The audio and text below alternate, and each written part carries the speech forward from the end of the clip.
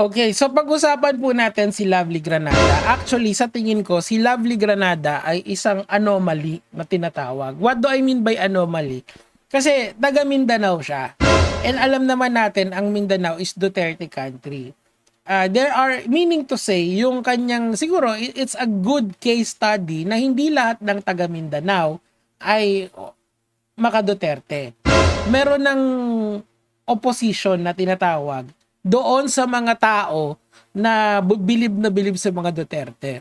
Now, pinili ko itong video na to kasi may mga accusations ang mga DDS na kaming mga kakamping, or actually kakampik din tong si Idol ay mga kainsuka. Ang ganda nung pagkaka-explain niya.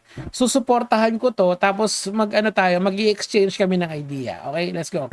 My voice was a lot smaller back then, but my criticisms, especially about you, were big enough para kamuhian ng mga loyalista, Yes. mga DDS sa paligid ko. Kasi nga, nung araw kasi, nung 2022, I remember that Marcos magnanakaw yung tawag namin kay BBM. Now, kailangan patunayan ni BBM ngayon na seryoso siya laban sa korupsyon, di ba? Kailangan may makakasuhan siya ng mga big fish. Pag hindi nakasuhan yung mga big fish, di question mark. Okay, paano? Nico, si Boss Martin, paano?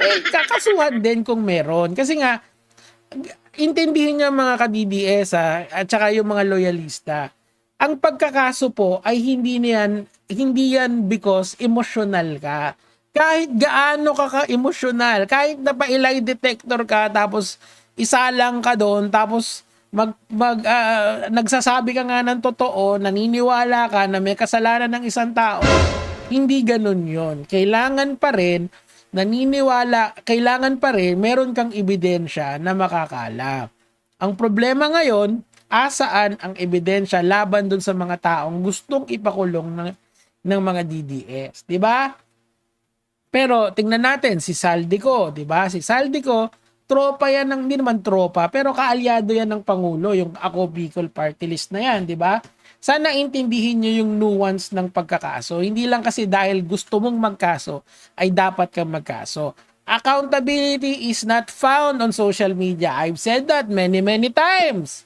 Accountability is found in the courts. Only the courts can decide our if kailangan bang isuspend yung life, hindi naman yung life, yung kalayaan, yung liberty and property lang. Walang death penalty rito. Tuloy natin. Mga dating kaklase, kaibigan, schoolmates, mga kakilala, mga DDS na minahal ka noon despite your unpleasant history. I never really liked the idea of you being president. At kahit nung nanalo ka, ayoko pa din sa'yo. At the back of my mind, you do not deserve that seat. Kaya naman nung nanalo ka, Yeah, kasi si Lenny kami palakpakan. Wala natalo Tapos ngayon, gusto niyong ipalit yung partner ng Pangulo. This is why etong si Lovely is a anomaly pagdating sa Mindanao, 'di ba? It's a beautiful anomaly. The beautiful anomaly of Lovely Granada. Ang ganda kasi kailangan natin ng mas maraming boses ng mga taga Mindanao na magsabi na ayaw namin kay Sara Duterte. Marami kayo dyan, alam ko yun. Isa na siya doon. Hindi naman siya aabot ng 100,000.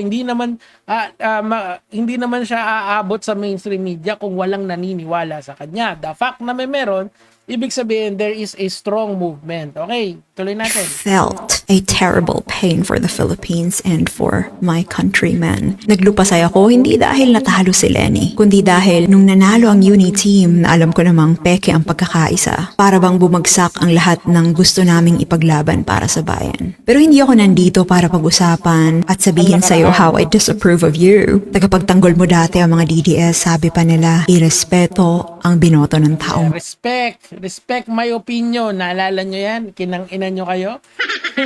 bayan. And I honor that. I'm no respecter of persons. As a Christian, that's how I was raised. Pero buo ang respeto ko sa upuang kinauupuan mo. At ginagalang ko ang institusyon na kung saan ikaw ang Pangulo. Because whether I like it or not, you are the President of the Philippines that I love. So I'm here to tell you na pagod, na pagod, na pagod, na pagod, na pagod na ang taong bayan. And that includes me. Nakikita ko naman ang mga efforts mo against corruption. I'll give you that. Pero, ever since, my mind keeps telling me na sinungaling ka. Pero sa puso ko, gusto kong maniwala. And I've always been praying na sana sincero ka, na unta tinud-anay dyan ng imuha. It's not easy for me to come up with this message because I know that a lot of people might actually, misinterpret this and take this out of context. And it's not hard for me to come to God and pray about this because my pride, my human pride just won't allow me. In fact, Exactly. I wanted to see the current administration fall kasi gusto kong ipamukha sa mga bumoto sa Uniteam na mali sila.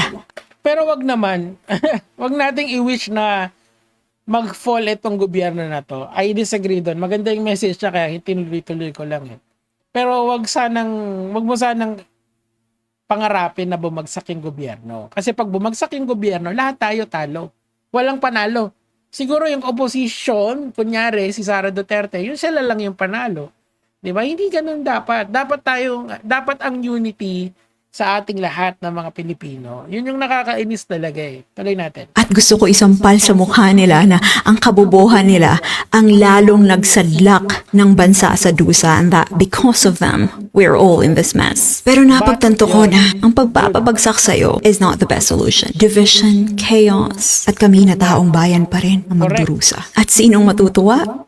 Ang matutuwa lang naman ay ang mga politiko na siyang makikinabang sa kaguluhang to. And we can't afford to let that happen, Mr. President. Not because I want you to stay in power, but because I want you to do your job. I commend the leaders na alam kong may issue din sa'yo, but they're willing to set aside their political agenda and pride para isulong ang mga inisyatibo na para sa taong bayan. Mga magsasaka, mga mag-aaral, kabataan, manggagawa, para sa aming mga ordinaryong Pilipino. Yan yung maganda doon sa totoong opposition. They're willing to set aside the difference for now. Pero ako sinabi ko lang ang opinion ko talaga. Tingin ko, yung solid opposition na walang Duterte, walang Marcos, kayang manalo yun. Palagay ko. Ewan ko lang Yun yung basa ko. Baka mali ako, of course. Hindi naman ako Richard Haydarian Pero, I get by. Nakukumpira na ako sa kanila. Mas malapit ako kay Banat Bay sa mga Banateros. Pero basa ko talaga mga lods ko. Kaya yun yung sila Bamakino, sila lang, sila Lenny, kaya yan. Para naman makaramdam naman tayo ng good governance kahit papaano, di ba? So, si Lovely naman, gets ko naman yung sinasabi niya nakikita natin dito yung trend na paalis na yung may mga taga Mindanao na gusto ng siguro nakatatakot lang kasi sila kasi feeling ko talaga yung sa Mindanao doon sa lalo sa yung kaibuturan ng bansa natin. Karamihan ng tao diyan is peer pressure na maging maka-Duterte. Kasi mahirap isipin nyo dito kasi sa bahay wala namang pakialamanan kung sino yung gusto mong iboto Pero isipin nyo sa isang pamilya na lahat kayo politically active. Okay? Ikaw maka-Marcos ka. Tapos yung isa maka-Duterte. Tapos yung isa maka-Pink. Di lagi kayo nagkakaroon ng clash. I wanna end here Panoorin nyo na lang tong buo na to kay Lovely. Ito yung message na kay PBBM. It's very good. So, sinabi, yung kasambahay namin, may anak siya, dalawa. Isang babae na taga UP Diliman. Nag-graduate lang na matalinong bata yon. Tapos yung isa naman, medyo tropa-tropa ko yun nagpupulis, maka-Duterte. So, parati silang nagkakaroon ng clash of ideologies. Kinukwento sa akin. Pag Pasko kasi, talagang pupunta dito yung mga tao ko para mamasko. Tapos sinasama nila yung mga anak nila. So nami-meet ko sila. Tapos yun lagi yung kinukwento nila sa akin. Lalo na nung college yung taga UP. Kasi talagang nagkakaroon ng clash of ideologies. Now, i-transfer mo yung idea na yun sa Mindanao. Dito pa lang nakikita mo na may clash of ideologies na Ibig sabihin, may mga low-key talaga dyan na hindi naman sila maka-Duterte. Di talaga Kunyari si Lovely. Sa household nila, malamang kasi may asawa na tong tao na to eh. Malamang mga hindi sila anti-Duterte sila. Baka nga anti-Marcos pa eh. Pero since si Marcos yung nanalo, wala tayong magagawa. Kailangan tayong mag-adjust. At saka may utang pa sa atin si Marcos eh. Kailangan natin makita kung meron talaga siyang mapapatanggal. Point doon, malamang meron dyan ayaw lang ng diskusyon. Kasi mahaba eh. Laging may diskusyon kapag against ka sa isang politiko eh. Malamang dyan may ganun yan. Malamang dyan may ganun. And si Lovely, yung case study nun, pinapakita niya sa inyo, napaka-neutral ng position niya kay Bongbong Marcos. Oh. This is the right time para banat-banatan mo si Marcos ngayon. Kada mali, sa kanya isisi. Oh, may gera sa Iran, sa kanya yung sisi. O mataas yung gas, sa kanya yung sisi. Madali siya eh. Madali siyang i-target eh. Pero, ang hirap ng posisyon niya eh. Sasabihan siya ng kain suka. Sasabihan siya ng mga katarantaduhan na di naman totoo. But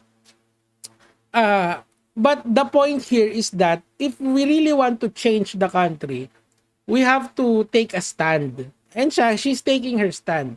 Yun yung paniniwala niya. And I believe her. I also have the same idea that there are the right people to run this country.